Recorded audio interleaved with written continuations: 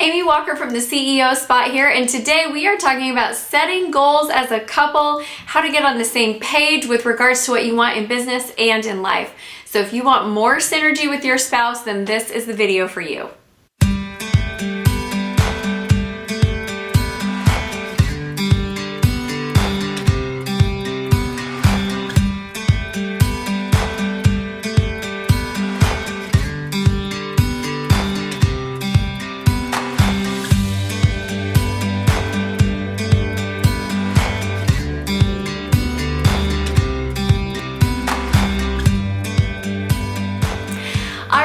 Today we're talking all about goals with your spouse, how to set the right ones, how to know if they're the right ones for you, what to do when you're not in sync, and I've got 4 great tips for you, so let's jump in and get started. My first tip is that far too often when couples are setting goals together, they don't really set fun goals. They set goals like, let's get out of debt, let's pay off the house, let's get on a budget. All of those things are good. The challenge is we usually set goals around the areas that we fight about the most. Have you noticed that? When you and your spouse sit down to set goals, you tend to set goals around the biggest problem areas of your marriage. I'm not suggesting that we ignore those. I'm only suggesting that we create a balance. So when I sit down to set goals with my spouse, we're not just talking about those core crunchy areas in our life that need some work. We're talking about all the areas of our life. So when we're setting goals, we'll look at things like finances, yes, but also fun.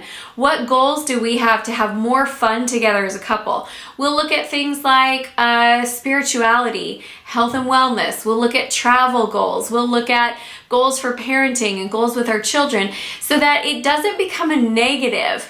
If your goal setting meeting is a negative, argumentative experience, guess what? Nobody's going to be real excited to follow through on those goals. So kind of come at it from a more holistic approach where you're really looking at what you can do as a couple to be excited about the next phase of your life, whether you're setting 6-month goals or 3-month or 1-year goals, or whether these are your New Year's resolutions, whatever that looks like for you. I think it's really important that you set goals that you are both excited to work to achieve. So be a little bit more holistic there. My second tip for you is don't stress if you are not on the same page with your goals and if you want different things. I remember early on when my husband and I were married and I was a new entrepreneur and I was excited about this journey. I was learning a lot with personal development. I was listening to experts who they were inspiring me to do more and to grow and to be excited and passionate about what I was doing. And my husband was in a job that quite frankly was just a lot of stress to him. And it was kind of a negative, yucky environment to work in.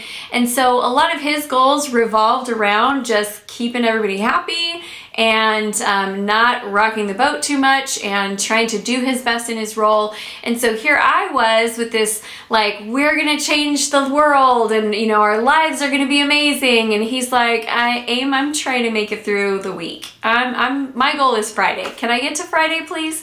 We were not on the same page at all. And every time we would sit down to talk about where we were going with life, I felt like my vision was way up here and his vision was right here, right in front of him. Can I get to this spot? And then can I get to this spot? And then can I get to this spot? And so we were not on the same page. And for quite a few years, we were not on the same page. Now, my mistake as an inexperienced entrepreneur / hadn't been married for all that many years, my mistake was feeling like he wasn't supporting me and going where I wanted to go. Now, he was never unsupportive. This is the crazy part. If I needed him to watch kids, he would watch kids. If I had a goal, he would support me in doing the goal. But he did not have the same vision as I did, and because of that, it felt to me like we weren't going the same place and like he wasn't supporting my vision and my dream. That was actually not the case. The reality was we are 2 really different people. I am a visionary. He is a detail-oriented person. I like big picture. He likes finite, minuscule things. I am a dreamer and I love hoping for things. And if it doesn't happen, I still enjoyed the process of thinking about it. He doesn't like to be disappointed. So we're very, very different. And most people are really different from their spouse. That's just normal marriage. That's like marriage 101. we're different. So what we want to be conscientious of is not making a big deal out of it if our goals are different sizes, if our goals are not the same. It's not a big deal. The real thing that we want to pay attention to is how can we support our spouse and show up for them in their goals. Not how can we make our goals the same. I cannot stress this one enough. You've got to allow your spouse space to have their own set of goals and their own path. Even if you're doing business together, you still have to allow each other to have your own different visions of what you're trying to create for your life, and then support your spouse in doing that. I think it's interesting when people talk about spouses growing apart, and something that I never wanted to have happen. Probably part of the reason why I was hesitant about the fact that we had really different goals. I did not want us to grow apart. But what I have learned is I've changed my image from us growing like this, like we have to be walking through life together. I've changed the image. And the image that I have in my mind is that we are plants planted right next to each other. His roots are really deep and strong. My roots might not be quite as strong, but I sure grow tall and fast and I'm a little flashy. And we don't grow apart. I can be taller, he can be shorter, his roots can be deeper and thicker and stronger, mine can be weaker. There's phases where his growth is a lot faster than mine and mine is slower. That's fine. Like, we are still planted firmly right next to each other, and you should never, ever, ever be afraid of your spouse growing. What could be better than your spouse becoming their best self? They're not going to grow apart from you when you create a context where both of you are free to grow and become your best self. So, just a little side note for you, but don't worry, don't stress if your goals are not exactly the same. Welcome to being human and two different individuals who are married to each other. Totally normal. All right, my third tip for your goal setting is discuss during that initial goal setting meeting, discuss when and how you're going to come together and touch base to talk progress. This is, again, one of my tips to not be a nagging wife or not be a berating husband, is that we have to discuss what that's going to look like. So if we don't, we have a tendency to these meetings become, instead of like a celebration of our wins and instead of progress, it tends to become a session where we talk about what we're falling short on. Now, within any given period of time, we all have more goals than we can possibly accomplish. So falling short of goals is part of the human journey. But progressing is part of the greatness journey. And that's really what we've got to pay attention to. It's never about perfection. It's always about progress. So I'll give you an example here of my husband and I. I'm really intense and I'm really to the point. And so if I go in and I take my natural status quo, he feels a little attacked because I'm like, hey, we haven't done this, we're falling short here, I want us to do better here. And it's like, well, where's the recognition for the things that we're doing great? And so I have to adjust and tone down my intensity just a little bit. Now him, on the other hand, he's really slow paced and his nature is a little more go with the flow than mine. And so if we totally went with his pace, there probably wouldn't be a lot of reporting in, and as a result, there wouldn't be as much progress made. So we both bring great things to the table. What we want to focus on is knowing when we're going to come together and talk, set benchmarks for, hey, by the time we have our next progress update, can you have done this and can I have done this? Is that okay? And then we're setting a context so that we both know what to expect. And also, when you have specific assignments to help you get progressing towards your goals, like maybe you have a financial goal, maybe you want to get out of debt. Well, maybe one person has an assignment to call all the companies and find out how much debt you actually have. That needs to be done by a certain date, because if that doesn't get done for 6 months, we're probably not making a lot of progress.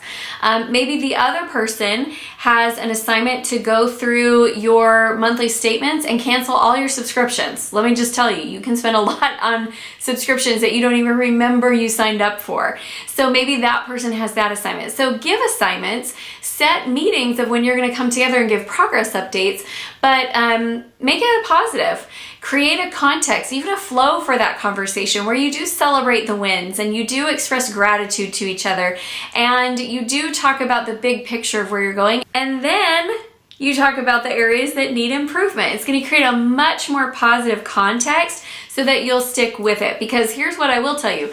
If your goals are a point of contention and they're an arguing place where you get together and fight about it, you're not going to achieve those goals. You've got to be enjoying the experience of creating together if you're going to create wins as a couple. My last tip for you is to create meaningful celebrations and allow that they don't always have to be the same.